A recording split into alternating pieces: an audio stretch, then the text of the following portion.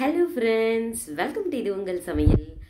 இன்னைக்கு சூப்பரா இன்ஸ்டன்ட்டா தோசை இட்லிக்கெல்லாம் தொட்டு சாப்பிடுற மாதிரி ஒரு பக்கமான சைட் டிஷ் பருப்பே இல்லாம சாம்பார் எப்படி செய்யலாம் அப்படினு தான் பார்க்க போறோம். இது பாத்தீங்கன்னா இட்லி தோசைக்கு மட்டும் இல்லாம சப்பாத்திக்குமே சூப்பரா இருக்கும். சரி வாங்க டைம் வேஸ்ட் பண்ணாம இந்த சாம்பார் எப்படி செய்யலாம் அப்படினு சொல்லிட்டு வீடியோக்குள்ள போய்ட்டு சட்டன் பார்த்தறலாம். ஃபர்ஸ்ட் ஒரு கடாய் எடுத்துக்கங்க. எடுத்துட்டு இதுல நல்லெண்ணெய் சேர்த்துக்கலாம். நான் 2 டேபிள்ஸ்பூன் நல்லெண்ணெய் இதல சேர்த்திருக்கேன். சேர்த்துட்டு இதுல தேவையான அளவு அதாவது 1/2 டீஸ்பூன் அளவு கடுகு சேர்த்துக்கங்க. இந்த இதுக்கு நல்லெண்ணெய் சேர்த்து செஞ்சோம்னா டேஸ்ட் சூப்பரா இருக்கும். அதே மாதிரி தாளிப்புக்கு பருப்பு இருக்கும் இல்லையா அதுவும் ஒரு 1/2 டீஸ்பூன் சேர்த்துக்கங்க. சீரகம் சாம்பார் ஃப்ளேவர் வரணும் அப்படின்றதுக்காக சீரகம் ஒரு 1/2 டீஸ்பூன் சேர்த்துக்கிறோம். சேர்த்துட்டு 2 பச்சை மிளகாயை கீறிட்டு சேர்த்துக்கங்க. கொஞ்சமா கறிவேப்பிலையும் சேர்த்துக்கலாம். சின்ன வெங்காயம் ஒரு 10 சின்ன வெங்காயத்தை நீள நீளமா கட் பண்ணி அதையும் சேர்த்துட்டு நல்லா அதை வதக்கி விடுங்க. ஓரளவுக்கு ரொம்ப பொன்னிறமா வரணும்னு அவசியம் இல்லை. லைட்டா கலர் சேஞ்ச் ஆகணும்.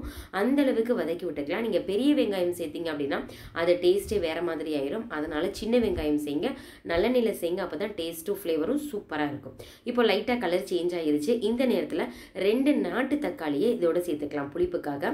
நாட்டு தக்காளினா 2 சேர்த்துக்கங்க. பெங்களூர் தக்காளினா கூடுதலா 1 சேர்த்துக்கங்க. இதுல இருக்கிற புளிப்பே போதுமான அளவா இருக்கும். அதனால தான் நம்ம நாட்டு தக்காளி எடுத்துக்கிறோம். சேர்த்துட்டு நல்லா அதை வதக்கி விட்டுக்கலாம். அது அப்படியே மேஷ் ஆகணும். அதுக்காக கொஞ்சமா அதில் உப்பு சேர்த்துக்கலாம். மஞ்சள் தூள் கொஞ்சம் சேர்த்துக்கங்க.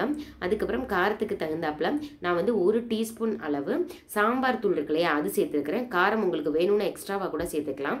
அதுக்கப்புறம் கொஞ்சமா பெருங்காயத்தூள். நீங்க சாம்பார் தூள்ல எவ்வளோ அளவு காரம் சேர்த்துருப்பீங்கன்னு தெரியாது. அதுக்கேற்ற மாதிரி காரத்தை மட்டும் கொஞ்சம் கூட்டி குறைச்சி அட்ஜஸ்ட் பண்ணிக்கோங்க. நல்லா அதை எண்ணெயிலேயே வதக்கணுங்க. அடுப்பை நல்லா மீடியம் ஃப்ளேம் பண்ணிட்டு எண்ணெயிலேயே வதக்கிடுங்க. அது ஒரு மாதிரி பார்க்கும்பொழுது சூப்பரா நல்லா ஒன்னோட ஒன்று சேர்ந்துருச்சு பார்த்தீங்களா. இந்த நேரத்தில் கொஞ்சமா தண்ணியும் சேர்த்துட்டு நல்லா அதை வதக்கி விட்டுக்கலாம்.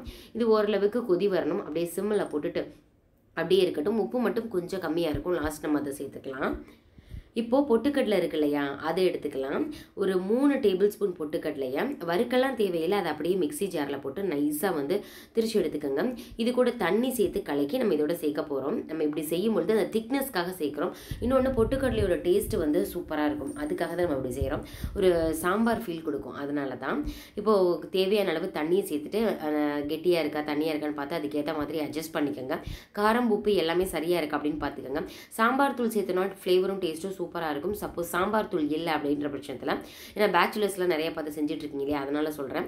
காரம் மிளகாய் தூள் இருக்குல்லையா காரத்துக்கு பயன்படுத்துவோம் இல்லையா அந்த மிளகாய் தூள் சேர்த்துட்டு அதுக்கப்புறம் மல்லித்தூள் இருக்குல்ல அது சேர்த்துக்கோங்க.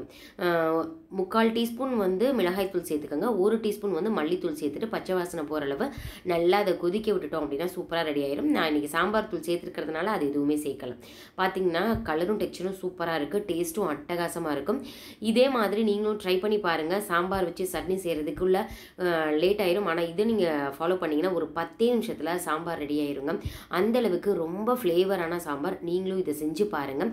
கொத்தமல்லி தழை மட்டும் லைட்டாக தூவியாச்சு. செஞ்சு பார்த்துட்டு எப்படி இருந்துச்சு அப்படின்னு சொல்லிட்டு கமெண்ட் பண்ணுங்கள். இன்றைக்கி சாம்பார் சட்னியோட முறுமுறு தோசை தான் இன்றைக்கி நான் செஞ்சுருக்கிறேன்.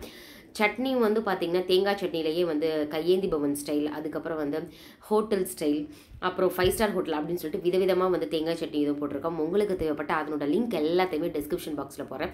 50க்கும் மேற்பட்ட சட்னி வெரைட்டிஸ் நம்ம சேனலில் இது வரைக்கும் போட்டிருக்கோம். தேவைப்பட்டவை பாருங்கள். ஓகே ஃப்ரெண்ட்ஸ், இதே மாதிரி இன்னொரு இன்ட்ரெஸ்டிங்கான வீடியோவில் பார்க்கலாம். தேங்க்யூ, பாய்.